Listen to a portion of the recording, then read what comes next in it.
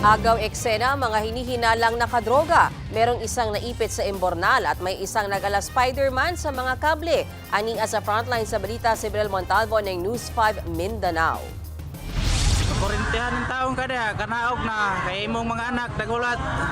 Na para bang si Spider-Man kung makatulay sa kable ng kuryente ang lalaking yan sa Davao City. Ang kulit kahit ilang beses nang sinabihang bumaba. Taong korintihan taong kada. Grabeng perwisyo si Kuya. Kinakailangan kasing patayin ang kuryente at nagkanda traffic na rin. Tumagal ng 2 oras ang negosasyon bago napababa ng mga rescuer ang lalaking si Piolo Apor. Nag-ala Spider-Man daw siya because Wala, no, buhat ako to eh. Atsop, ay kuhan lang, sikat lang. pero mukhang hindi nakakapogi yan kaya nagsorry na lang siya sa mga naabala. Umamin din si Apor na nakadroga siya. Inaresto siya at mahaharap sa reklamong alarms and scandals. Eto pang isang hinihinalang nakadroga. Ayan, Kapaskuhan, lalaki sumiksik sa imbornal. Ang lalaking sumuot at naipit kagabi sa imbornal sa Quezon City.